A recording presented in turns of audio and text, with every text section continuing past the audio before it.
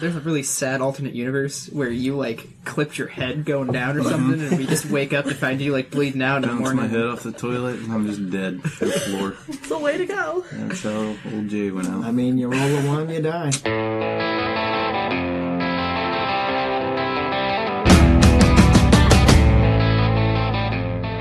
Hello, and welcome to this episode of the Alien Familiar RPG Podcast. I am Clayton. I'm Beth. I'm Hayley. KD. I'm Lanina. Jordan. I'm Eliot. I'm Chris. Before we get started, I just want to remind our listeners that you can find show notes and more at alienfamiliar.com. You can email us at alienfamiliarmedia@gmail.com. We are on Facebook at facebook.com/alienfamiliar. And I personally am on Discord as DM Scorpio number 0660. And I've created a channel specifically for Alien Familiar Media. So there are a couple of additional voices that are here with us today, a couple of friends from outside of town. You've met Chris before. If you've been listening to the actual play of our most recent Apocalyptia campaign, which is currently in the process of being released every 2 weeks on our actual play feed. And we've got Eliot, who is Jordan's friend from out of state. From old Kentucky. We're very appreciative to have both of you on the podcast. Our topic for today is we're going to be talking about backstories. How much is too much, how to write a backstory, and how to use a backstory to create a unique character. And I want to get this topic started off by asking Beth, why do you think high school history sucks so much in the way that it is taught in America today? I think because it is basically all but one high school history class I was ever in was basically just like memorize these dates, memorize these names, memorize these things that happened, and regurgitate them onto a piece of paper later.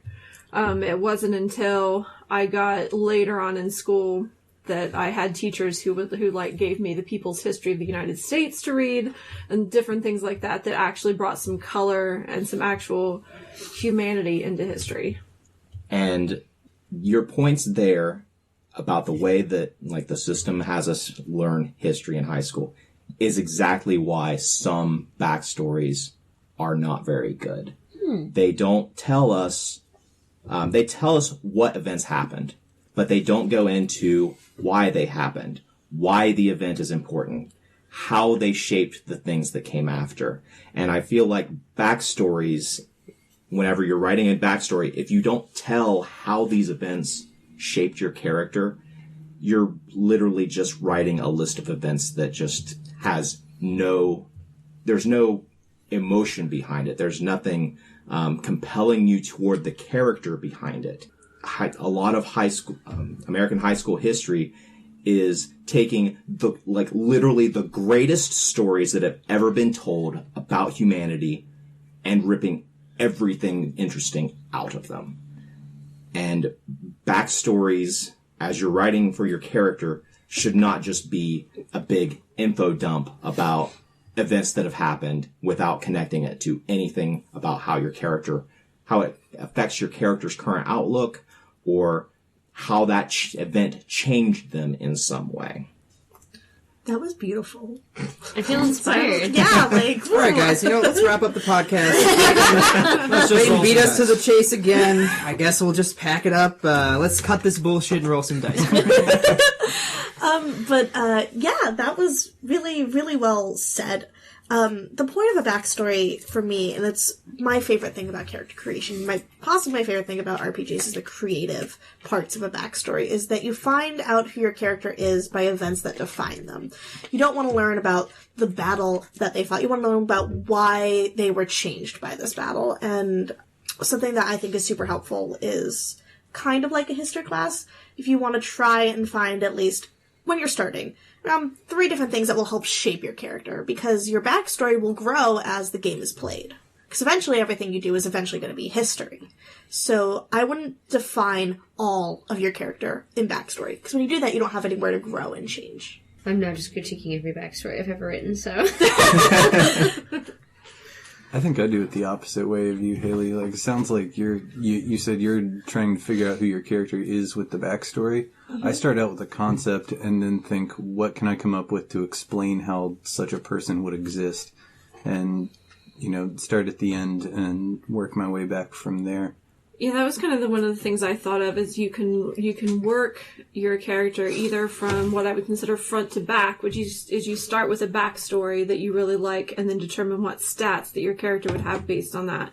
Or you can work like back to front and you can start more like what it sounds like you're talking about, Jordan. You start with the stats and the character creation and then work backward to like say, what sorts of things happened in this person's life to lead them to have these sorts of skills. Yeah, when I have a character already made and then try to explain it, I've already got a whole bunch of things that are kind of begging for some justification or, explanation or whatever. And those are, just the materials that you can use to put together some cool stories. How did this guy, get his first level of ranger or whatever the hell, It's been a while since I've played in a game where the DM actually requested or gave you the impression that they really wanted a backstory, but that's always cool with me because whenever that's happened to me, that's always like the worst part of character creation. I dread making a backstory because I always end up I feel like for one, I'm just long-winded, so I just end up writing like 4 or 5 pages of this story that the DM's never going to read anyway. Mm-hmm. But then I feel like at that point I'm in a box and I'm more playing a character that's like outside of me.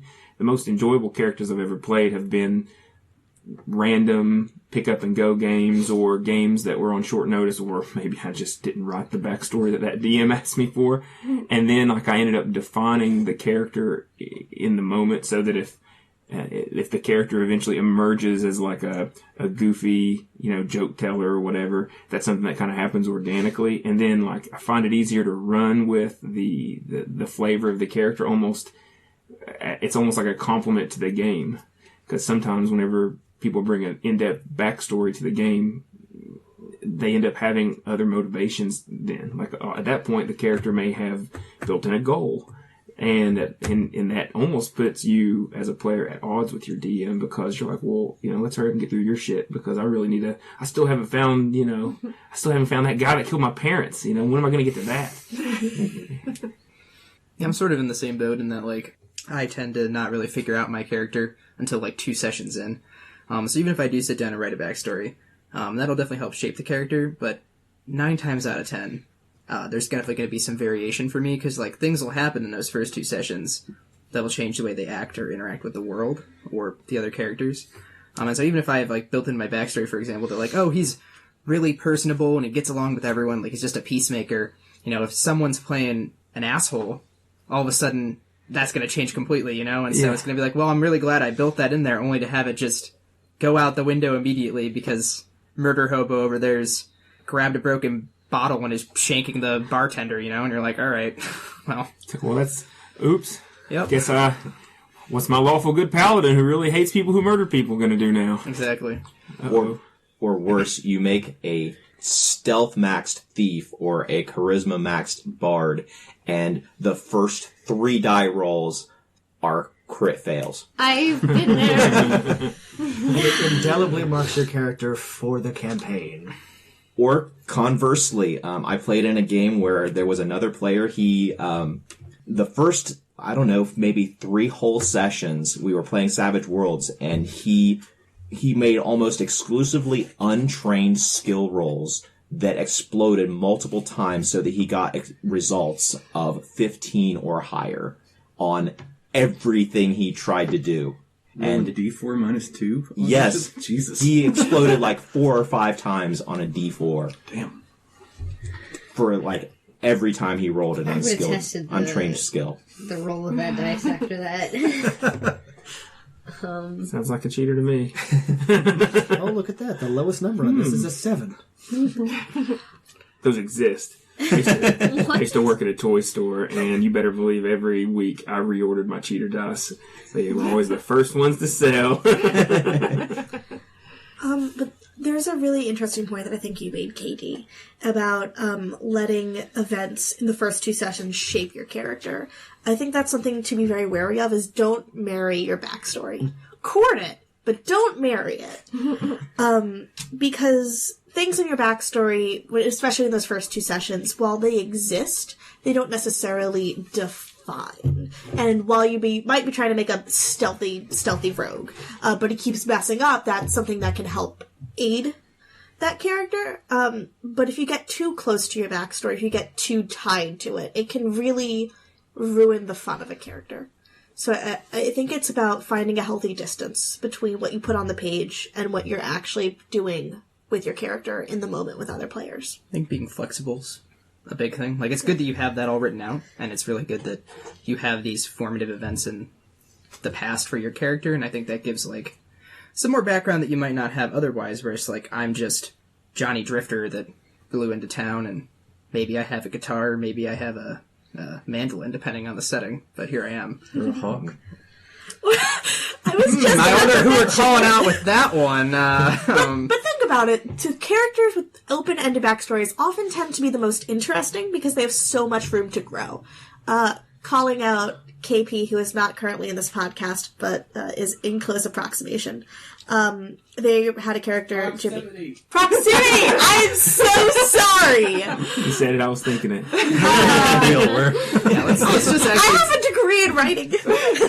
Let's talk about how... I think that's more than But I'm saying characters with open-ended backstory are very interesting because you're not entirely sure if they're going to stick around. You're not entirely sure if you're going to do with them. And the events in the game will clearly shape your character. You might end up continuing on your murder path. You might end up becoming the sheriff and opening a bar. Who knows? It could also have more clearly defined things that are a bit open-ended that help shape. One of my favorite characters I've ever played was Desdemona in Savage Worlds, which Clayton ran, and I left it open-ended that she's on a quest to try and find her dad, and I also didn't know who my dad was, and trying to figure out what that meant in-game, and it really changed my outlook on how I interact with other characters, although it took 13 sessions. It was really helpful for me to be more open-ended. So let me ask you a question. Answer. Do you really, though? Will you really have an answer, Hayley?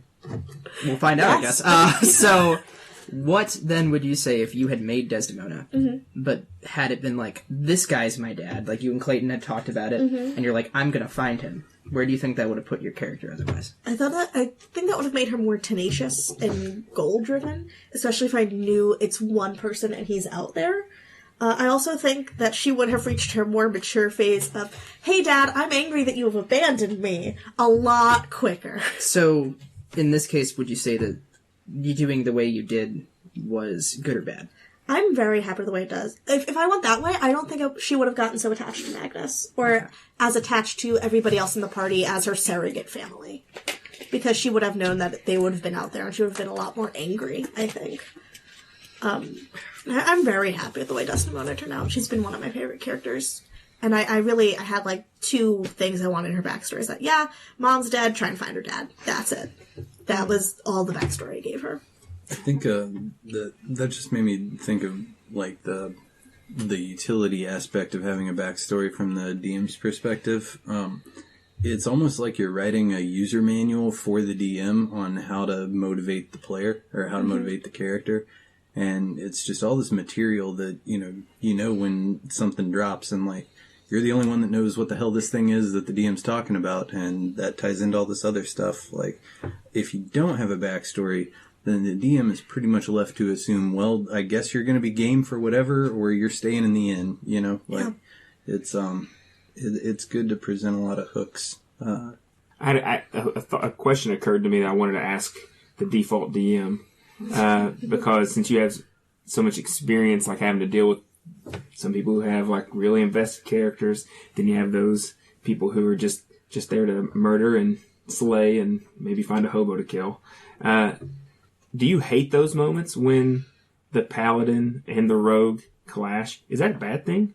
Or is that a good thing about having a backstory? It depends on the players, how they're going to take it. I've been in situations where it absolutely ruined the game because you get too intractable people who, this is my character, I'm playing my character the way it's supposed to be played. Well, I'm playing my character the way it's supposed to be played, so we are going to come to blows and one of us is going to be dead. I think that going back to like having flexibility built into your background allows you to make characters who don't get along as people, but function as a party. But those are the best games. Yeah. It reminds me of Dragonlance. I don't know. Hopefully, anybody who's been in D&D for a long time, at a young age, I found Dragonlance, and there's these. It revolves around a real game. It starts with a real game that turned into a book, and there was that just stereotype paladin, and then that stereotype evil fucking mage, and they hated each other the entire book. And towards the end, the way they had to solve it was eventually the party just blew up. And I think in real life, the game probably ended and then they just kept rotting. But it was the dynamic of the whole first book, which was the best book, was the mage sneakily pulling them towards evil deeds and manipulating, and then the paladin's face getting redder and redder and redder. And eventually they have that's it! Fuck this guy, this is not cool! We're not gonna do this! He's evil, everyone can see it! You know? Mage blows up one city and he's evil forever. One fireball in a tavern and the band breaks up. Raceland and Sturm, right? Yeah. Well, I think it's really important to have party conflict, but to be very perceptive to not break the party. And if it does break the party, take a step back and talk to your players. I've been in a very long vampire game, and the last campaign we ran, we almost broke the party because my character's like, nope, this is my backstory. I don't like people messing with my mind. You mess with my mind, I'm no longer going to talk to you. And we had to stop and actually retcon that session where we just had a do-over. Because I was going to break the party, and that's not something I wanted. And it took, like, the DM and all of us, like, sitting down and talking it out. And I also think that's okay to go back and rescind and realize when you're being an asshole. It certainly helped, because now we're still continuing the game with the same characters. I'm still, like, on shaky grounds with that person. I, like, won't have, like, if I have to choose a partner to go somewhere, I'll choose somewhere else. Or if I'm stuck with them, I'll, like, make them know that I hate them, but I'll still work with them. And finding ways around your sneaky rogue and your paladin on how to make them work together while still not being best friends. That's also something that can really help your backstory, is learning all these things. Yes, Nina? I've been thinking about this for a while, and the difference between, I think you brought up having a one-shot character and it sometimes being, like, the most fun you've ever had, versus, like, sometimes you make the best character of your life with one of the best backstories, and I think I've had a bit of both of those. Like, I've had the best time ever just throwing shit together in a one-shot character, and then there's been times where I've hated my one-shot characters. And other times, like, when we did the retreat, and I actually wrote a backstory, and it helped get into character, because the way I usually write backstories is taking a step back and acting like, this is how I would explain my life to somebody in the game. I made it an interview. Somebody was like, why are you going on this mission? What are you doing? What inspired you to go here? And it helped me really get into character. Unlike our Savage Worlds games, where I couldn't get into the character because I couldn't figure out her backstory because I didn't know the world well enough. I think there's a very definitive line between writing a backstory for the campaign and writing a backstory for yourself. And I feel like that is something we have yet to touch on. I actually have two backstories for most of my characters. I have the information that I give the game master, and then I have all the additional stuff that's like just rolling around in my head. It might never get actually written down, but it's all of the life events that I'm thinking this character has experienced that has shaped them into being the person that they are. Like, for the game we're going to be playing with Eliot here this afternoon, I sent him information about the character. It's very bare bones. It's a 10-question questionnaire that I filled out for the character and sent to him. I have additional things in my mind of his backstory, of the events that are kind of hinted at. I have much more in-depth gone through and worked out like how those events shaped who my character is, so that the game master has the information that is needed to know what's going to motivate my character, but I'm still going to be able to reveal things about the character that nobody else at the table, including the game master, knows is coming up. I know. I think when I emailed you back, the thing that took away from it was like, oh man, this gives me so many ideas. No promises, because one shots are as good as only as good as the dang game master. But as a campaign, I remember when I was planning a campaign at the beginning of the summer, I really ached for like that kind of investment, because it can shape the game if you're playing a long-term game and you play with some people that like kind of are willing to commit. If they will give you that backstory a week, 2 weeks before game, that's just more creativity for the DM, and next thing you know, you might change everything about the way you do it, because your players have given you more hooks, better hooks, than you've come up with yourself.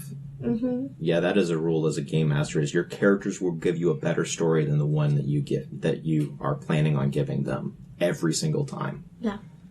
I was going to say, in regard to the situation that you were talking about earlier, where two players are their characters are conflicted, and it's like come to loggerheads.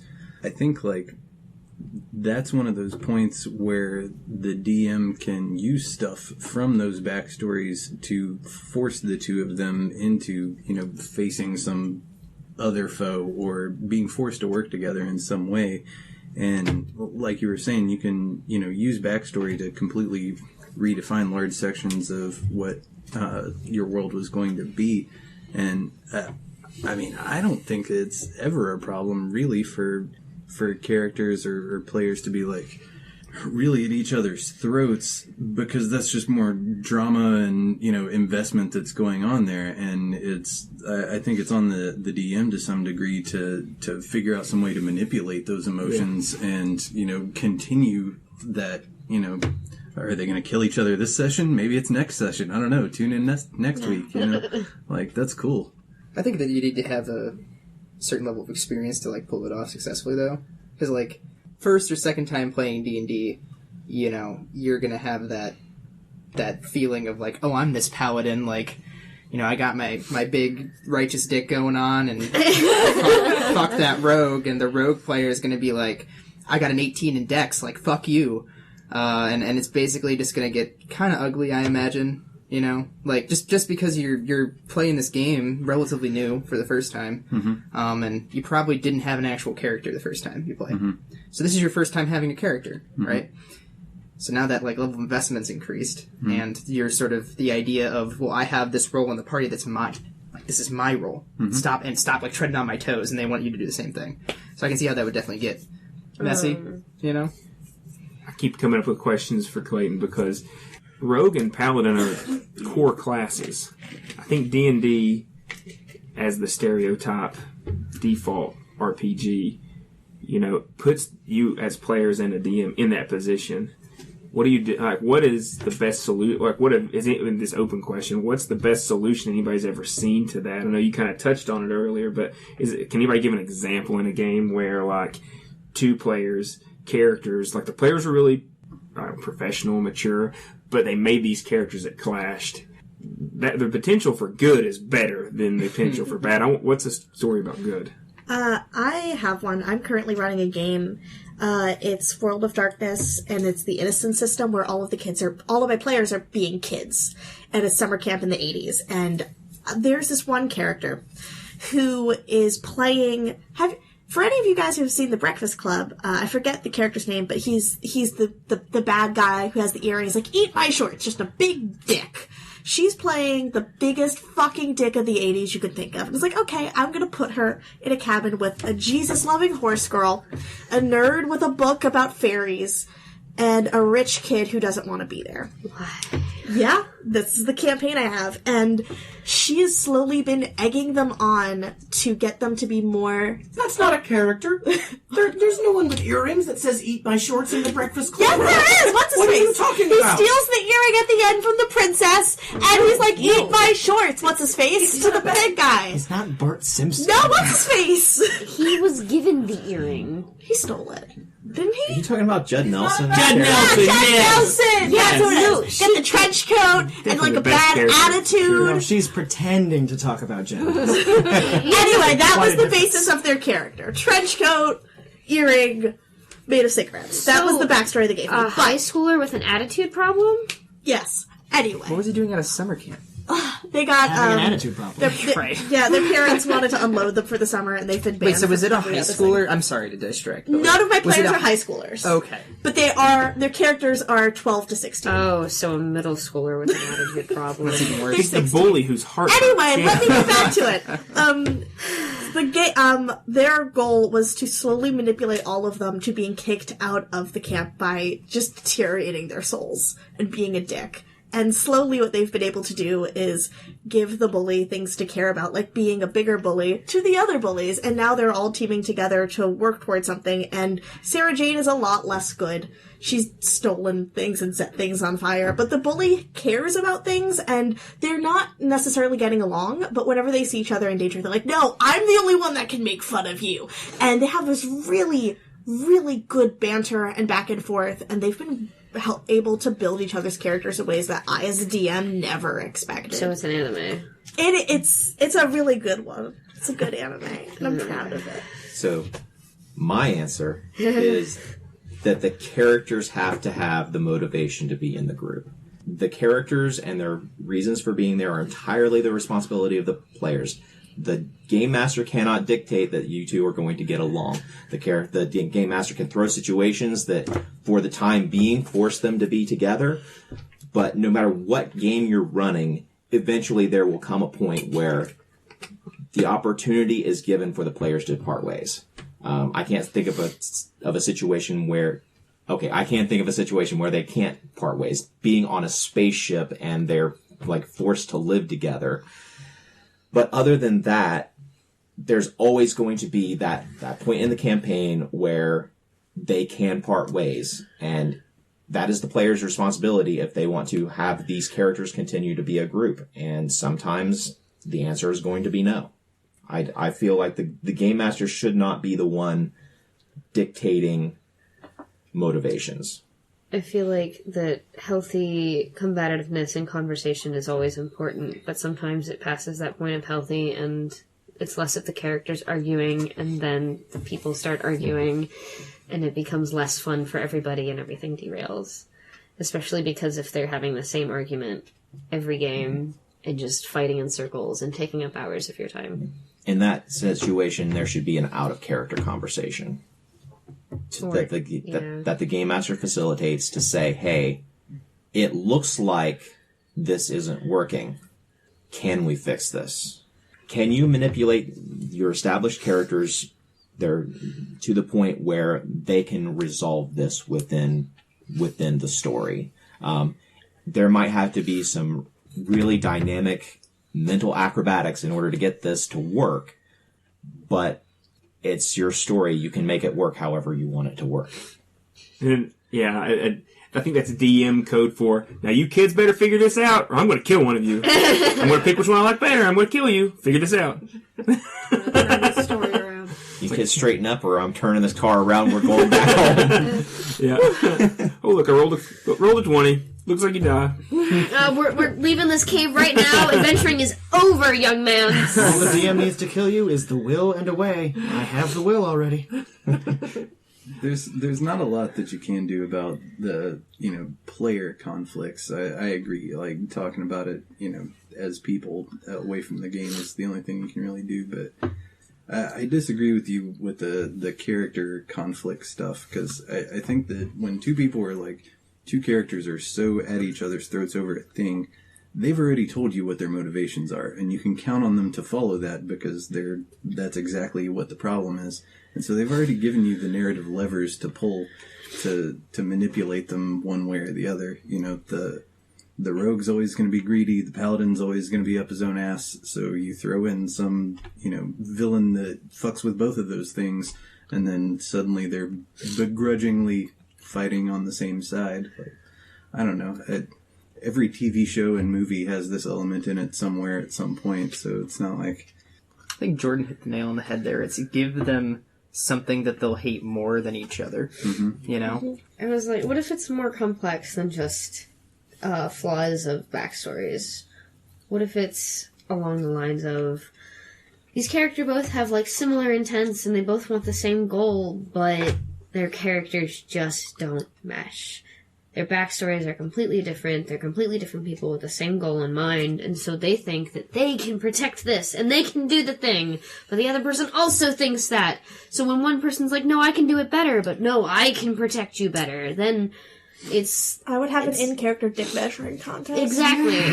It's literally just arguing back and forth of like, you stabbed my back because I wanted to do that. Now I'm upset. What do you do? That's gold for a DM. That's a bunch of game content that you didn't have to write. You just sit back and tell people what to roll when necessary and let the fucking players make the session. Just fight it out. Whatever. Whoever wins is the winner. There's other parties involved as well. You know, there's the rest of the group that's also trying to moderate this. Yeah, unless they're just sitting with their thumbs up their ass like, oh yeah, you guys, do what you're gonna do. It's fine. I got money on the barbarian. Yeah, like, play some bets. It all comes down to whether or not there's any respect between the different characters. Because if you've Paladin and Rogue, they may be diametrically opposed in every way, but maybe there is a grudging respect that the Paladin recognizes that his code can't be followed at all points in order to get everything accomplished. Sometimes somebody does have to sneak into the castle. And the rogue recognizes that, you know what, sometimes I need that paladin to be there in the front so that I can sneak around and do what I need to do. Character development. Yeah. It comes down to both sides recognizing where they need the other. The characters recognizing that they do need them. The players recognizing it. And agreeing that, okay, for everyone's best interest, we need to work together on this. It's just like any office situation. I mean, I work in an office where there are a few people who absolutely hate each other, to the point where we have a satellite office and one person works there and the other person works in the main office. But they work together enough to get their jobs done. The game is a microcosm of real life in that way. I mean, and that's the best part of TV shows. And when you have a lot of great players, I think, or, you know, if everybody's on a good day, a DM really relies on that. Because that's, if everybody holds hands and frolics down the linear plot line that the DM has laid out for them, they're not going to know what to do whenever the DM's like, well, maybe let's try not giving them a direction. And then on top of that, as a DM, that's just exhausting. When you have, everybody's played that game where everybody's just kind of looking at the DM like, now what? Cool. Yep. You know what I mean? Like, we're going to sit here quietly while you wait for your plot hook. Most of them were 4th edition games. Oh, God. This group is our Megazord, and you just tell us what to battle as one big conglomeration of numbers. Those are the worst. I've had the worst games I've ever ran were games the players came out of it thinking, oh my goodness, when's the next session? And in the back of my mind, I'm thinking, never playing this crap again. You guys suck. What, you don't like D&D, the MMO? Yeah, I mean, that's the thing. That's what makes it. Like the conflict and just the social interaction to get from point A to point B. Now, you go through plot so quickly whenever everybody is just so hyper-focused on getting the plot done. Like Jordan has said many times, like, when characters start interacting, that's times when the game master can just sit back and relax and just watch my term of the emergent story emerge. I think, Clayton, this is a topic for another podcast, but just a preview. I think this is the place where the social skills can really shine between players. Like, I know you're on a different page for that than I am, but it gives you an option mechanically to resolve things that's not, all right, roll initiative. You know, if you can make a persuasion roll to talk some sense into the paladin, or an intimidate roll to put the thief in his place for the, that day, whatever, it gives you something that you can mess with that's not just, all right, party blew up, what's next? Make more characters. So, I don't know. There's ways to deal with it.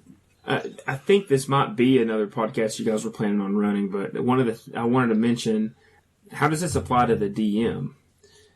You were talking about making the character background. Does this conversation also apply to the DM when they're making their game? Absolutely. whenever you're making characters, the game master has to have some background for the world, so that the players aren't just making characters in a vacuum, because that is the worst way to make a character, is not knowing what you can play, not knowing what to play off of that already exists in the world. And then after the characters are made, then the game master takes that new information and filters it into his world, and it's just a cycle that never ends. The creation of the campaign world and the creation of the characters. We've kind of hinted at in several things that we've said so far, but the backstory is everything that has happened to your character up until now. In the last session of the campaign, the backstory for your character is everything that has happened in the campaign up until this point. So it is always constantly evolving and should always be improving. Improving the quality of the world, improving the quality of the story, improving the quality of the interactions between the characters. One thing I've noticed from listening to your all's podcasts that I really I can tell is a strength that I don't have, is that the games are always very player driven. As a DM, the biggest challenge I have is that I start with an idea, and usually my ideas are not even adventure ideas. They're world ideas, or, man, wouldn't it be cool to live in this place? Or, man, wouldn't it cool to, like, there's never been a movie about a place like this, so I go make that place. And then, of course, I geek out for, like, the last campaign that I ran. I think before the session even started, I had, like, 20,000 words of a world that I had built that's like this thing that's just growing out of control. And, of course, 5 sessions in, I'm wondering, why are my players not really having any fun? And I'm thinking, oh, yeah, because this isn't about them. I'm so into telling the story of this world that I've geeked out on in my basement for months. I've completely forgotten that this is not my story. This is really, I'm leaving them out. That's a challenge that I struggle with badly as a DM. Well, I am incredibly lucky in that my players absolutely have the same style of play that is absolutely conducive to my style of game mastering. I can throw anything about the world at my players, and they will take it and they will run with it and they will interact with it until the point that I am tired of them interacting with it and I want to get on with my story. Stop making cool worlds then! Oh my god, this orphanage burns down. Move on. I think it's also useful to, like you did, let players have a little bit of real estate in the world to define for themselves. That's not going to be some overwhelming thing that dictates anything to anywhere else, but, like, here's the island where my dude's from, and this is what it's like there, and blah, blah, blah, blah, blah. I think that helps. It's a good blend. Like, that way, you know, you can feel like that, to your point, Eliot, of, like, how do I get players invested in this huge thing that I've made? Like, having them sort of be able to have just that, like, the town, you know, like, that's not going to be a huge, big deal or anything, but it's a big deal to them, and they feel like they now are a part of this, more so than if, you know, you're like, here's some possible backstory options, and they kind of fucking just... Open your ears, yeah. KP. I'm about to say a word that I'm not sure if it applies or not, but it's kind of like the Star Wars paradox. It's like the system and the game world I always want to run in more than anything else, but never do is Star Wars. Because early on as a gamer, I had the experience of playing in a Star Wars game. And guess who showed up? Darth Vader. Well, guess I'm not killing him. And, you know, the DM, of course, had that mindset. It's like, if your world's too... If you as a DM are just too in love with your own creation, the players are never going to have... that, you know, they're not going to ever sit in the front seat, you know. Like, if you got, you know, Lord Garrett, the 20th level paladin that's the savior of the realm, they're going to be like, well, I'm a fucking level 1 ranger. Like, what am I guess I'll just go shoot some deer. Yeah, like... that's the game always. Those are the players I've always had. Kill 10 million boars, and then I'm coming for you. Yeah.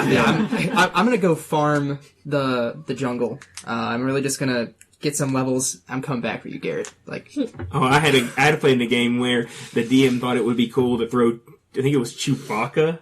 He like character dropped Chewbacca in the first session of a random one-off D&D game. Or, he was playing it to be a campaign is what it was. And, of course the players were like, I'm gonna shoot that guy. Yeah. Screw him. It was, it's needs a new rug. The DM's like, it's gonna take at least a 20 to hit him. 20 rolled for everybody. Shoot Chewbacca. It's gonna take a confirmed critical to kill him. 20. Rage quit DM, I quit. Game over. Never played it again. That's why you definitely got to be careful, like in any established universe, of bringing in people that exist already, because you do have that like, what are we to Darth Vader running around, or we're never gonna be the main characters of this Star Wars campaign. Exactly. As a game master, you never introduce a character who you don't want to be killed. Yeah, exactly. That's a really absolutely. Point. It goes back to a philosophy of mine. Don't ask your players to do something if you're not ready to deal with the consequences of them doing it. Don't ask the characters to interact with Darth Vader if you're not prepared for them to like toss their 5 thermite grenades that they've had since the beginning of the campaign directly at him. Yeah. One of the first ever game I ran, actually, I had Nyarlathotep pretending to be a paladin traveling with the party. And this guy pissed off the 2 like most roleplay driven characters in the party so much, to the point of where they're like 3 sessions in, they're like, yeah, we lure him to an alley and we just jump him. I'm like, you just jump him? And they're like, yeah.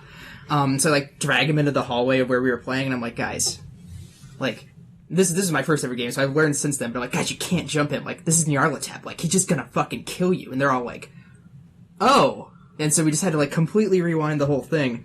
But ever since then, I've been like, yeah, introducing these powerful, because Clayton's right, never introduce someone you don't want your players to like get violent with. Because I was like, okay, they're going to be annoyed by this guy, but like, I've dropped some hints. There's no way they'll just like attack him. And that was before they're like, yeah, we're just going to go mug him in an alley. And I'm like, all right, that's fine. So you really you got to be careful about that. Do not introduce the main villain until you're ready for them to die. Exactly. They will find a way. Like, I was like, you guys will fight him, 10 sessions from now when you're like level 15, not when you're level 3 and just, at the second city. But so I kind of want to shift gears here and talk about the other aspect of the topic we were going to talk about, like how much backstory is too much. I personally think that just a couple of key events in your character's backstory, like maybe even just as small as bullet points to give to your game master or to like share with the other players, anything longer than that is going to be too long, because either the game master is going to read it and then forget about it, or worse, the game master is going to read it and in 5 sessions use it, but you've forgotten about it because you wrote so much. Mm-hmm. Like, he's looking to you really excited, like, and then this guy shows up and you're like blank staring at him like, who? Yeah. That guy. Yeah. Jordan sent me a link. Talk about the link that you sent me, because about the D&D generator, the effing character generator. Oh, I love that so much. Because I think that's what that gives you. I think it's probably enough. I ran an entire game where everyone made characters just doing the who the fuck is your D&D character. That's it. Yeah. And so it was like, it was a mess for me trying to like figure out how all these fucking pieces fit together, but it was a lot of fun. It was fun. I try to go by like just any more than 3 paragraphs is too much, and 3 paragraphs is like pushing it. Mm-hmm.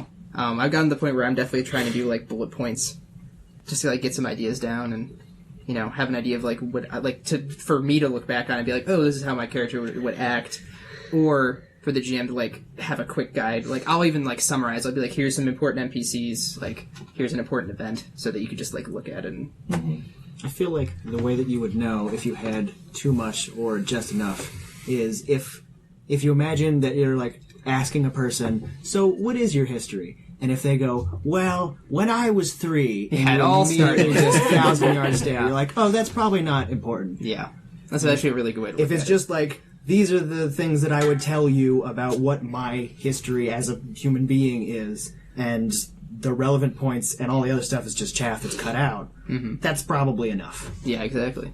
I'm that guy. I'm the 5-pager, like, oh god, I just can't stop talking. And then when I was 4, Yeah.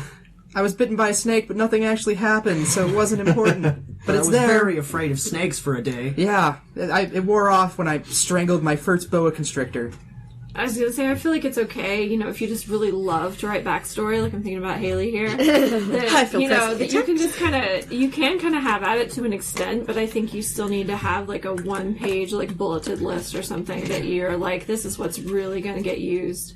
And you have to be careful of, like, 2 things. I think when you write that much backstory, you have to make sure you're not gonna burn yourself out on the character before you even get a chance to play it. And you also have to be careful that you really manage your expectations and realize that you're not going to get to use all of that information in even a long campaign. You're not going to get to use all that information, so you have to be careful of becoming like resentful that you don't get to use that information. I recently started running my first game on 3.5, and I have everything for backstories from a range of nothing to 14 pages from everybody. 2 people decided just to be like, well, we don't remember our past, so here we go. And so I'm writing their backstory for them, and another's about 3 pages, another's about 1, and then one of my players decided to change her character about halfway through because everybody else took so long to gen, and they were both 12 to 14 pages long, and I was just like, I will use this in your story, and for the first time it got brought up, and it was just like, who is that you see? Oh, you recognize them, it's from your past. And it's like, well, there's only 2 other people in my backstory and I don't remember either of them. And I'm just like, oh well, it's important, it's your big bad. And it was like disheartening to be like, I spent a very long time planning your character, this character development out for you, and you don't even remember your own character development. Yeah. I have a very specific example of when I wrote too much, which, despite what people at this table may think, it's not every game I'm in. Most recently, I'm in a long-running game that takes place on Sundays online, and I had initially made one character, I've talked about this a little bit on the podcast before, wasn't feeling her, so I switched to someone else. But the issue here was the GM had run, like, background sessions for everyone. Like, everyone got, like, 2. And so I was like, crap, like, I don't have that now for this new character, so I just sat down and, like, pounded out this huge backstory of, like, all these things, of, like, characters and events and stuff, because I felt like I had to beef up my character to reach the same point where everyone else had, because they all had those, like, actual role-played out background sessions.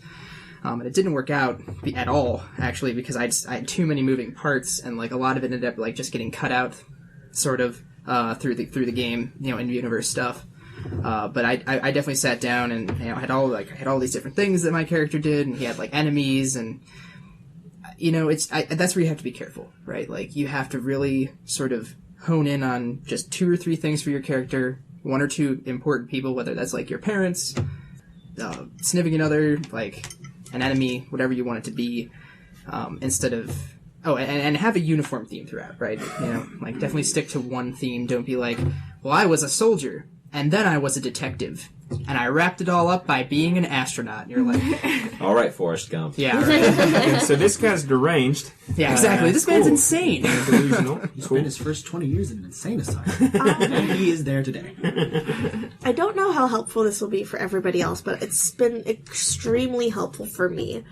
I like music. I write songs, and so something that helps me is if I can put my character in a 3-minute song, I know that is enough backstory. I'm in a LARP right now, and I've decided to start writing music for this character because I feel like that's what best connects for her, and figuring out her backstory through, like, a small song was really helpful. So if you can summarize your character in a 3-minute folk song, that's fine. What would the bard sing about you in the tavern? They'd sing about this event, and a chorus about how you're cute. That's really all you need. So, Hayley, this is an RPG podcast. I'm going to need you to step away from the table, collect your things, and go LARP somewhere else. I'm sorry that I'm more nerdy than you, and you can't be on my level. Okay. Very well. It's not really more nerdy. It's like It's a differently different nerdy step. in, like, a worse way. But yeah, it's been really helpful, and I've been writing a song a session, so at the end I'll have, like, her entire backstory in a album, which I'm really excited Hayley, about. not all of us write songs. But that's what I'm saying, you find the thing that's good. If you like painting or drawing, do something that your character might do. What I if you think it's like writing? interesting. Then you're That's a podcast right there, though. Like, for sure. If you could get enough LARPers in one room to, like, balance it out. I've always been interested in that a LARP versus RPG LARP tension. versus RPG It makes no sense. a lot. Like, how is it any more nerdy to actually stand up and talk it out rather than to sit at And a here's the table? thing, I have to And put on a you know what I mean? Like, that is a podcast for another time. But I'm always. I love It's that. really not that different. You can combine them both and do a little bit of both of them if you get up at some point and it's just too, like, fluid with your body, and here I am making movements at a microphone again. Yeah, you were holding a pencil to my throat that one game. And she was perched on the chair. Yeah, you were LARPing. I disassembled an escape pod for 15 minutes straight. It's true. Is it considering LARPing or getting into character, though? And that's where the balance lies. Every RPG player is just someone who doesn't have the courage to LARP. Me included. I agree. Or doesn't have the money. Look, there's way too many cameras around nowadays. No doubt. Anybody else have things that might help them write backstories? I definitely come up with a theme song for my character. I don't write music, but I have a very large catalog of music that I listen to, and I always come up with a theme song for that character. I'll second that. The characters that I've made who I absolutely love, they have an entire playlist of songs. So it's maybe like definitely longer than an entire album of songs that I listen to. A lot of times driving from home to here, I listen to those songs to get into character. Does anybody have, I think a couple of you have already shared them, but I would just like to, what is the best example of a conflict you've been a part of in a game? Because I would wager that most people, if you really think back to the times you've had real conflicts in party, more often than not, they've actually been like a growth moment in the game. And yeah, maybe they end up breaking the game, but maybe that means the game was fragile rather than, but the whole time I've been thinking this one particular incident that I'm not going to say yet because I want to hear other people's, but it was the best session I ever played in the session. It didn't break the game. The players came back, but it was super tense and like people got pissed off and I loved it. I loved it because I just loved it. I think I am the only person who absolutely loved every single council meeting we had during the Factions game. You're not the only one. Fuck you Too bad we have guys. none of those on record. You guys are triggering me with the word council meeting. In the game I've been mentioning a lot, my vampire game in World of The Darkness. only game you ever mentioned. It's a really good game. Suck my dick. Is that Yikes! possible? But the character I play is basically an asshole. She doesn't care about anybody herself. But this one character, Jules, has been madly in love with my character, and I've been taking advantage of her. Be like, yeah, you should totally do this for me because you love me, and I might even kiss you, and then I never do because I'm an asshole. And very recently, this character has had their mind wiped, and my character's like, you don't love me anymore, what's going on? And it's been a lot of party conflict because I want her to be the character that my character's slowly fallen in love with but will never admit it. And she's not that person anymore. And my character's so angry. She's like, you don't care about me. You don't listen to me anymore. You just get in my way. And last session you broke my wrist. What the fuck? Why don't you love me anymore? And it's been like really like head-on collision with these two characters. And my character slowly realizes like, you're not the same person. And if I want you to love me, I'm gonna have to care. Be nice. And I think it's a very interesting character growth for her, but also it gives that character a fresh start and figuring out who they are again. And it's one of my favorite things to figure out, taking this asshole character and making her care about things. She's almost up to 3 empathy. I'm very proud of her. Ooh, way to go. Took her 2 years to get that. Oh my god. What is that out of exactly? 0. No, 3 out of... 5. Okay. Oh, you're doing great. You're doing fine. I know. Well, she's only recently gotten the last 2 in like the last 2 months, and it took her a year to get 1 dot. I miss that system. That system's cool. No, yeah, it's awesome. Don't encourage her. I've decided this is probably the last game of D&D I'll run for like a million years. I'm so sick of D&D. That's one thing I came up doing this one shot off topic is I realized like, man, I hate D&D. So why are you gonna run it? Because I always do. I don't know why. Like always, it's like I don't know. Let It's me talk to you about different World thing of for a Darkness. different. No. Best That's- system that's- ever. I agree. I love World of Change Darkness, but Yeah. It's awesome. I think the best conflict I've ever had was a Star Wars game with KD, and we were like both light characters. Go We're dark side, fighting please. and win dark side. Yay. And it was intense, and I even wrote like 3-4 different things specifically for myself to get into character that I still have. And eventually, You murdered our only other party member, and then it was just you and me for the rest of the game. I Like made they rage quit the game. They were dropping out. They were dropping out anyway, but like the way they went out was she just straight up murdered him. I was spooky controlled, and then Sith. dark side, and it took a couple sessions, but eventually I think my DM had decided to literally torture my character to train my mind, and as an out of character player I could not go dark side, and so I had to go gray to evaluate my character situation. But it was still, I think, the most intense conflict I've had in character and out of character, because at that point it was only the DM and 2 of us, and children died, and player characters died, and I went through many emotional changes in game, and it was really, it's still my favorite character to this day. I have not topped it since, and I think about it every time I get into conflict, that I can't argue or conflict as well as I did that game for some reason. I don't know why, but it's just very bizarre and sticks out in my memory quite Did you a have to kill your very beloved father, who was a time-honored character in the universe that everyone loved? Not quite, but I killed your dad. Oh, that's right, you did! My dad was a Sith Lord at some point, so kind of, sort of. For me, the most intense conflict I had was actually not spanning an entire campaign, but it was a 5-minute conversation in which me and another friend just screamed at each other. The setup very basically was another PC that my character was very close with, was a good friend of his, had gotten possessed by a demon and was not acting like himself. And the guy I was yelling at had been told, we're gonna exorcise the demon, but it's gonna kill him and he'll come back to life. But all I knew was that they were trying to kill my friend.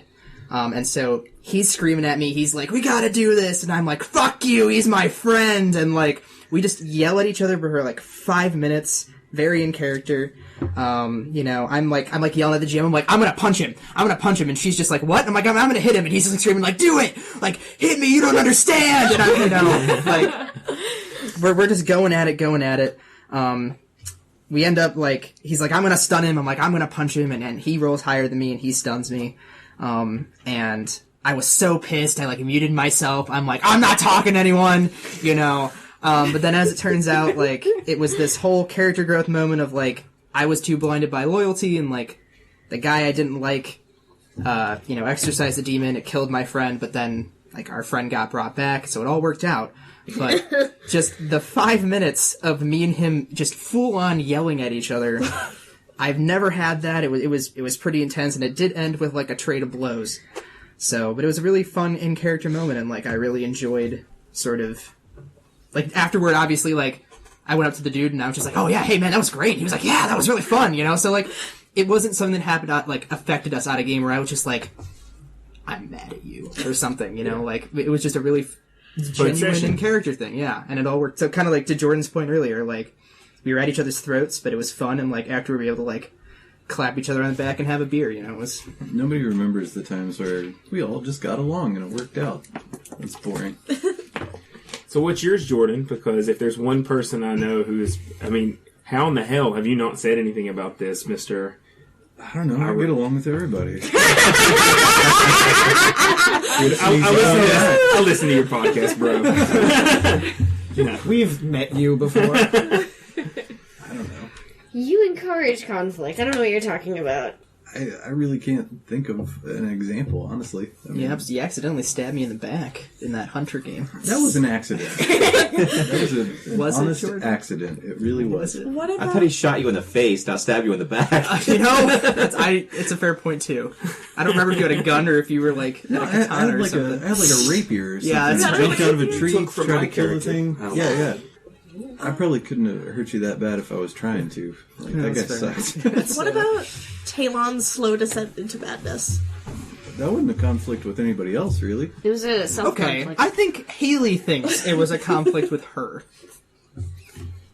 You hit me at my evil and I bad don't like teenage phase for Desdemona. Like everyone else was Yeah. like, "Hey Talon, are you okay?" And you were kind of just like, "Yeah, shit sucks." And we're like, "Well, hang in there, buddy." And then fucking Desdemona was like, "I want to steal books," and you're like, "No," and she's like, "Fuck you, Dad." I wanted to borrow them, but you weren't there, so I left a note, okay? So You're the only player character I nearly killed in that game. what we're Really? seeing here is unintentional character. Like you didn't even know, but Hayley thought you hated her.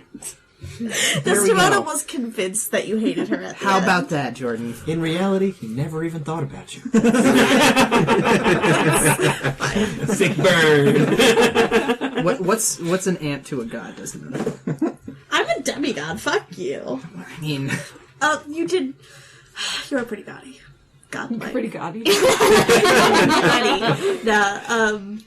Yeah. I don't know. Man, do you have anything, Beth? Yeah, well, we're kind of going around this way. Oh, Elliot, see. you have... Well, yeah, the reason why I was excited to be a part of this particular session is that this happened in the last game I played long term because we played. My character was the only one who died. We played when 5th edition came out. We started one it went maybe 4 or 5 months, but my character died about 2 months in, and so the replacement character that I had never had the party gravitas, if that makes any sense. Because usually when you die and you come back, you're new. In this particular game, I felt like the decision, like the other player characters who had been riding this roller coaster for longer, I made a very analytical. It was data, is what the character concept was. I made a Warforged mage who was in reality Data from Star Trek. And so we finally got to the climax of this story, the DM's story, and we met the big bad. And of course, the story was we've been trying to recover this maiden, and who he was going to sacrifice to the gods, to bring about the end of the world. The twist was if she died before it happened, if like in the ritual, if she died, then it couldn't happen. So of course, like the party was hell bent on saving her, like she had been in a relationship with one of the other PCs. So, so whenever we kind of realized this, everybody was like it was one of those moments when the party just couldn't figure something out. And it was just the most annoying 30-minute conversation. And I was like, you know what, guys, she should just die. And everybody was like, no, that's awful. And it was like, but if she dies, then the bad thing won't happen. But we can't let her die. So I was like, okay, I make a shield of force around her. And, he was like, well, how long is it going to take her to die? 10 rounds. How long can you hold the force up? 11 rounds. So the other PCs were sitting on the other side of my barrier, like, banging it, throwing spells at it, cracking. What it was the I can't remember the complete details, but it was basically that like if we just left her alone, she would die, and it like was contingent on us trying to do some like it was like the PCs were walking right into it, and like even though we knew it, they were like going to do it anyway. Mm-hmm. And even though I just talked to him, and I was like, we know that doesn't make any sense to save her, and the other PCs just wouldn't do it. And the DM was just cackling at us. So I was like, okay, fuck you guys. Boom. And that was the most, because I rode with them, and it was the most awkward car ride back because, so I just let her die.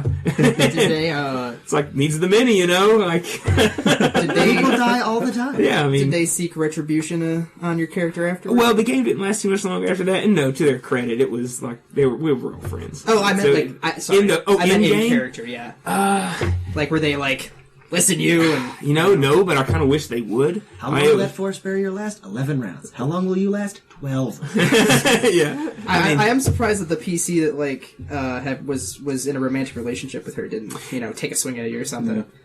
Well, yeah, it was a complicated affair. Of course. That's cool though that you were just like, listen, guys, we could not fall victim to this, and you're like, well, we're not going to. And it was satisfying as a player too, because the whole time, like after my previous character had died, I was really just riding show. I was like the guy that sat in the back and cast spells for them. You know what I'm saying? So it was like a moment that I was like, cool. I had that moment that like I was waiting for with the character, because I really wasn't at that point. I wasn't satisfied with him. I kind of wanted to go to another character, and from that point on, we played a couple more sessions, and I was like really into the character and into the game. Chris, do you have any? I had one where one player was absolutely determined to declare himself the leader of the group, and the group was not really very happy about it, and it ended up that he actually tried to take the rest of the group hostage. We had a MacGuffin that let us travel about freely, and if we didn't have it, we would like all be killed or whatever. And he had that in a box that he could explode. And we said, okay, well, if you blow that up, we're going to kill you. So now we have MAD, so now we can all just continue on as we're going, but all be really tense constantly. It never actually got resolved or went anywhere, because it was just completely no good way out. It was just the Cold War for an entire campaign. It was a campaign that I played. Okay, I want to kind of shift gears now and talk specifically about things that you can do to generate a backstory. Whenever I very first started gaming, 19 years and 1 day ago. Wow. Missed it by 1 day. Yeah, no doubt. Right? That's what I was it was Groundhog Day in 1999, because before the game, we were sitting outside in shorts and without coats on Groundhog Day, because it was such a lovely, lovely day, the 2nd of February. Wow. Nice. And then he had 19 years in that day, and then it's today. Memory. I can't remember last week. So originally, I wrote out narrative stories of my characters, and I did the thing that I said you shouldn't do of just having events. I had events that happened to my character, but my characters didn't have agency in their backstories, if that makes sense. I tried now to make a backstory of the things that my character did rather than the things that happened to my character. Mm-hmm.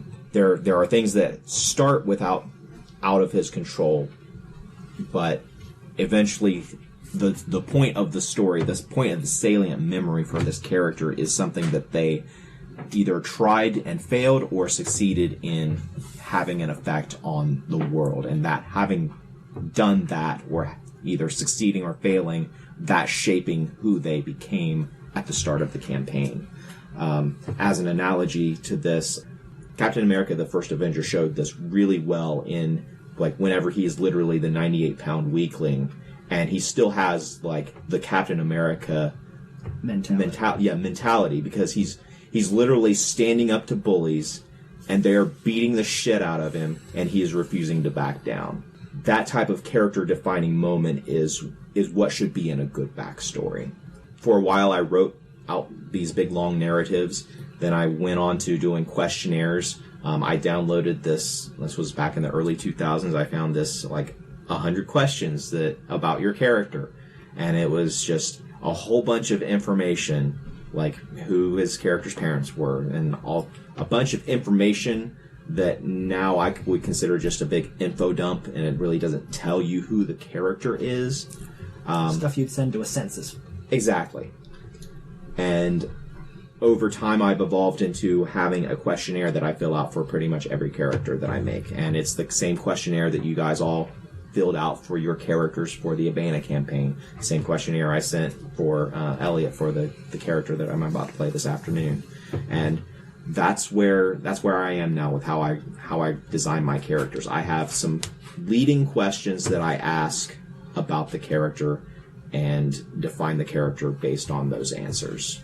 I still write narrative, but I think what's different over the years has been, like, when I write the narrative, I don't try to encapsulate, I don't like to try to summarize their life.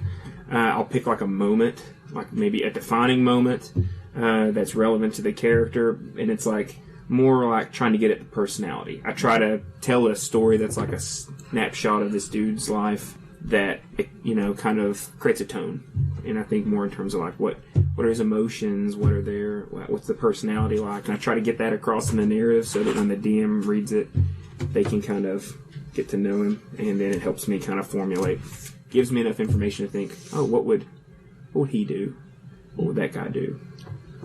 This is not something I have put into practice yet, but I am trying to experiment with how to put it in. And I had sent a link. It was like not a meme, but a photo that I saw, and I put it in our group.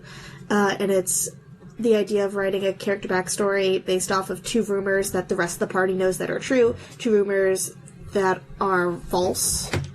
And I think giving backstory that other players can interact with about things they know about you, things they don't know about you, and things that are just like completely false is something I want to experiment with. But I would suggest, I would highly suggest, don't create a backstory that's just for you. There's an entire party, and if there's any ways that you can interact with other people, I would highly recommend it, because that's how you will have the most fun in your games. The way I frequently have gotten used to writing backstories now is, like I said earlier, a way of, like, having an outside source asking you about your character, or writing a log, and, like, log date, this or that. And, like, this is where I'm at currently. It's a few weeks before the actual campaign, and these are the reasons I'm here, these are the reasons I'm doing what I'm doing. This is who I am. Hopefully this reaches you in time. Signing off.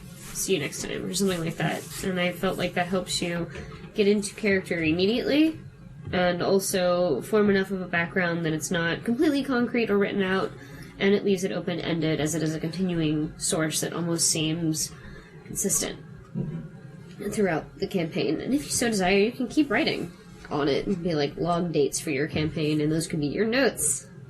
It's helped me in the past. One thing that's, I don't mean to jump in, but one thing that's different about 5th edition is I feel like they do a great job. They try to incorporate that into your character build. Does anybody use that? Or does anybody They have like like that? backgrounds like Yeah. this, right? Yeah, I did one 5th edition game a while back. That helped me when I first started playing 5e. One thing I was wanting to bring up earlier, forgot about it till just now. How do you reveal your backstory, and how do you get the backstory of others without it just being like, where are you from? What do you do? What motivates you? Blah, blah, blah. Like, it's, in TV shows and stuff, it's all like orchestrated, dialogue and stuff, but the pace and just the mode of play in role-playing games doesn't leave a whole lot of space for that to just naturally evolve. And, without you just like, backstory slapping the rest of the group with, your monologue, like... Sit down and listen to Poppy tell you about the Great War, son. Yeah, like, how do you do that? I've never figured that out.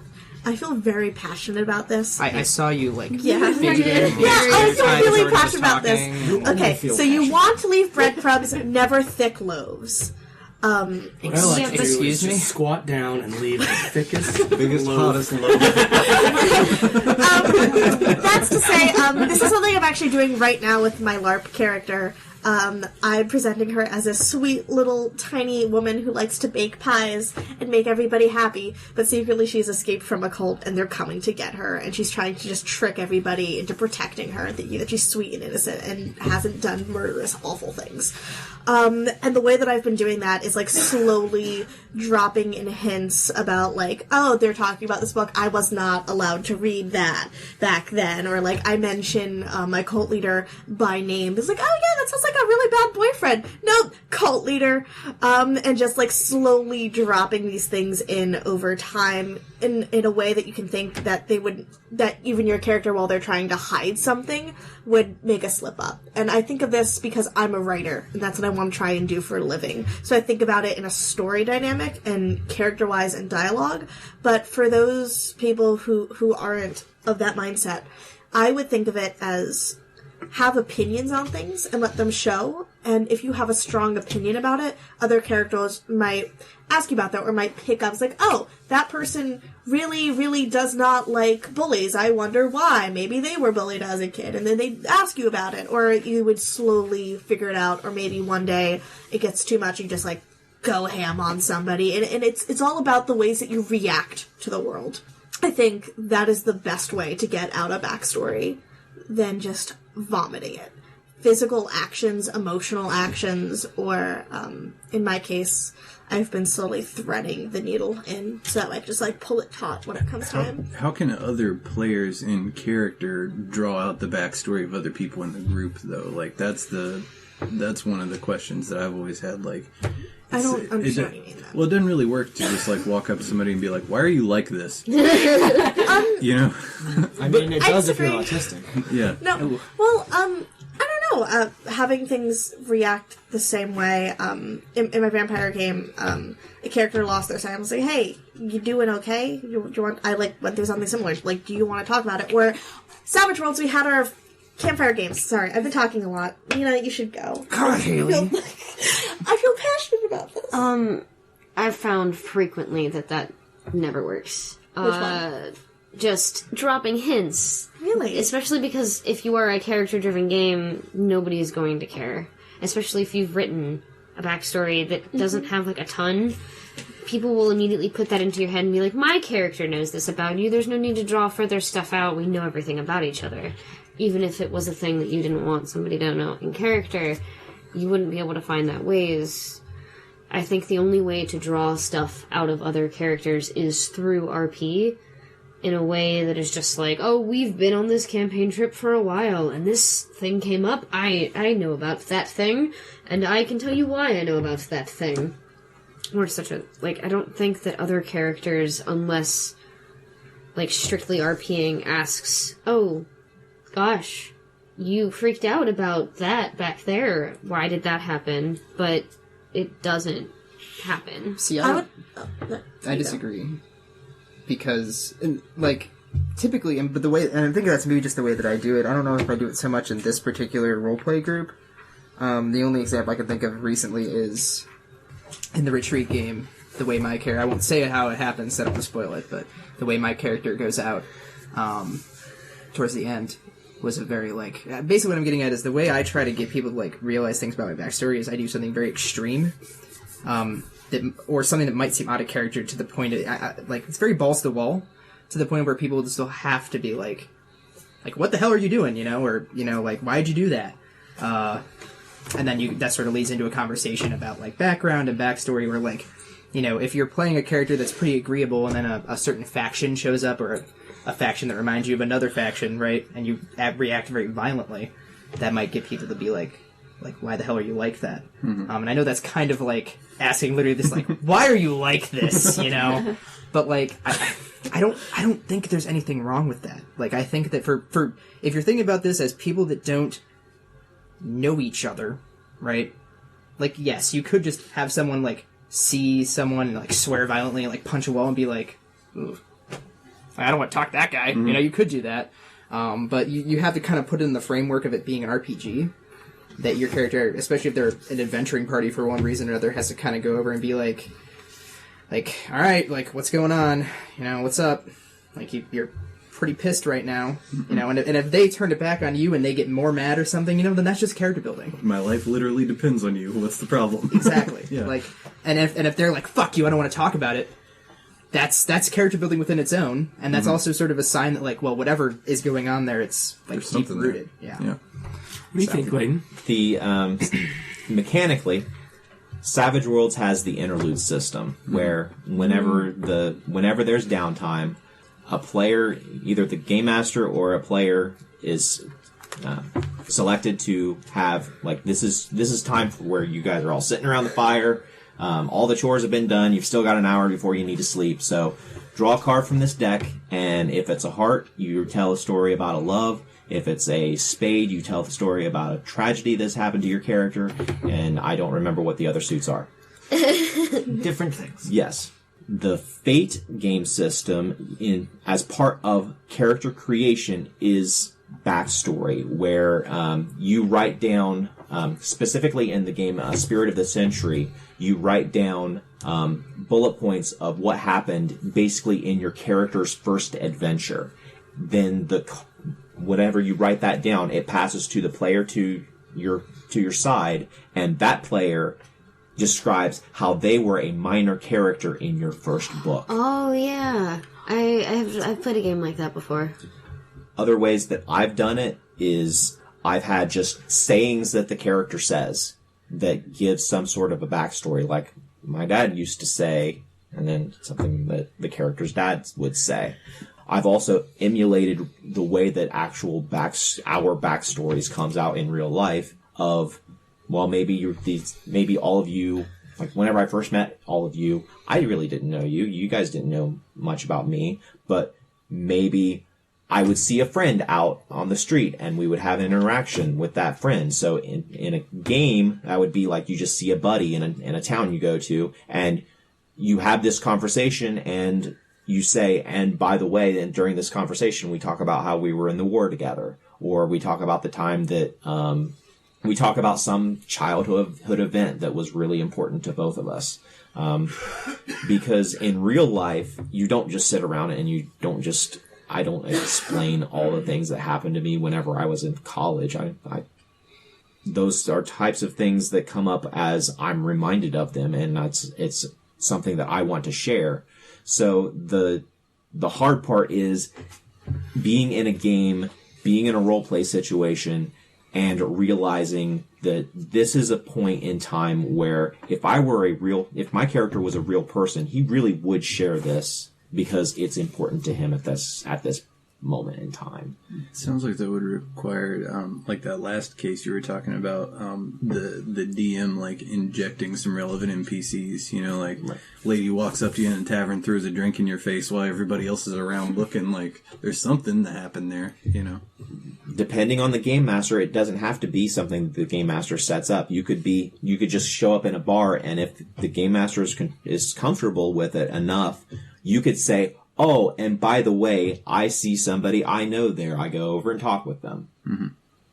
I think I like that system. I've never played Savage Worlds. I like that idea because I think it, and you were even discussing in your practice a minute ago, that it's like the meta game of, it's like, I like that they've acknowledged the meta part of role-playing games, because in my experience, you get a lot of strong personalities one way or the other. I've noticed a lot, role players tend to be extroverts, like more than average extroverts or more than average introverts. And so it's hard to get a player to get outside of their own head. And like if you have a character who's extroverted by definition on the page, but it's being played by an introvert, those natural, it just will happen over the natural course of the game. Well, that is true, but that character is going to be an introvert, even if it looks like it should be an extrovert. So I like that they build in a system where as a DM you kind of think about that, because it's hard for people to play outside of their own personalities. Yeah. Do we think we're done with this topic? Because I want to introduce a new part to this that KP came up with. The way this is going to work is if each one of you have something like that's geek related that you want to just share, and then I can put links in the show notes. Like, just take like 10 or 15 seconds to talk about like some interesting geek thing that's going on or that you've discovered. Hey everybody, it's your sick buddy KP here with a cool voice for you. It's this one. It's mine. It's my voice. And I have a list of things that you should check out. It's short, don't worry. First of all, if you haven't played the game Lisa, it's an indie RPG. It's very cool. It's very strange. It's very heart-wrenching. And it takes a lot of classic side-scrolling SNES RPG elements, kind of turns them on their head with a very serious post-apocalyptic story. I would definitely check it out if you're into quirky RPGs that are still pretty fun. Also a lot of pro wrestling references. And the other thing I'd like to talk about is how fucking cool it is that SpaceX had a booster that they were expecting to break up by just having it expend a lot of fuel to try to land as soft as possible while moving very quickly on the surface of the water. They didn't want to mess up their drone barge, and so they did this over the water. They were basically testing like a high-thrust, high-speed landing. and it was so perfect that the booster actually was intact and it was just floating on the surface of the water as if it were a Kerbal Space Program. So that's pretty cool. My heart goes in it to SpaceX. If you'll take like a chubby, sick guy and let him work for you, I'm your man. It's me. That's SpaceX is also getting ready to launch the Falcon Heavy. Which first is time. super cool. I'm going to be talking about that whenever that happens on our next podcast. Don't you worry. I recently found a video the other day of Cas9 gene cutting. Like they really got down there with a scanning electron microscope and saw Cas9 cutting DNA up, and that like blew my mind. I work with that on like a daily basis, and just seeing it happen to the point that that's like happening times like 10 million or so, like in every cell in this tiny little microliter of liquid, and it just blew my mind. It was insane, and I thought it was just the coolest thing, and I can give you a link to that. I've been replaying KOTOR 2, Star Wars RPG, fun. I'm doing it with the Sith Lord's Restoration mod, so it's all the restored content that got cut, and a bunch of other like cool Obsidian shits mixed in there. So if you're ever looking for a fun Star Wars throwback, it's an RPG. Check out KOTOR 2. There's this game that I've been obsessed with playing lately. It's called Moon Hunters. It's on Steam. And you can play it on your own or up to 4 people. And it's really cool because it's basically you play through a one-shot where you're all heroes in this world. They basically are trying to protect the moon. But what's cool about it is that you're basically going to fail. The whole point is that you're going to fail, and every time you replay it, the game remembers your old heroes and builds the world's lore off of what your characters did over 5 days when the sun revolted. And it's all these heroes across the world, and it's really cool, and I highly recommend it. It was Moon Hunters? Moon Hunters. It's so good. I'll keep it brief, but I do have 2 also. The first one is it's a YouTube video by Kevin Smith. It's a YouTube review of the Force Awakens, The Last Jedi. I'm the only person I know who likes that movie. I love that movie! So watch it, and I think it'll make you question some of your choices about why you dislike it as a movie. So there's that. I can't remember the second one, so it clearly wasn't important. But the first one, because it's getting KP's goat, is the most important one. Kevin Smith also defended Superman versus Batman. Well, I'm sure he did, but, you know. Listen, we don't judge people for the sins of the past. Even a broken says the guy who has a VHS collection of the worst movies on the planet. You could just say, says the guy who has a VHS collection. Hashtag 30s. Do you have anything? Play Apocalyptic RPG. No, it's the best game there is. Good plug. Well said. I just want to plug several YouTube series that I watched in the vein of medieval arms and armament and stuff like that. Scala Gladiatoria, Lindy Beige, Metatron. There's a whole family of videos that I watched that's on YouTube that are really cool. But most recently, I've been watching one called Shadiversity. And he has a series of, he has several different series. And the series that I've been currently watching is a series based on taking different fantasy races and really analyzing what weapons would work best for them and against them. Especially the episode where he's talking about what types of weapons giants would use. He comes up with the idea that since a giant is so big, he would use a literal scythe to fight human-sized things, not like the D&D version of a scythe that appears in the handbook. No, this is like a reaping scythe that was used in the Middle Ages to like cut down grass. Only you're cutting down people. Can I throw in one more real quick? Yeah. I just now remembered one. Dawn Forged Cast is a YouTube channel, and it's a gentleman who just podcasts and YouTubes about all these RPG things.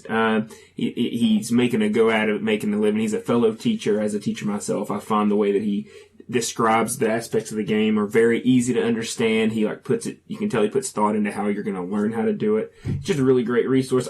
Since I started running again, I watch one of his videos every time I run a game. So anyway, he deserves it. I use him a lot. All right, guys, what do you say? We stop this bullshit and start rolling some dice? Whoop, whoop.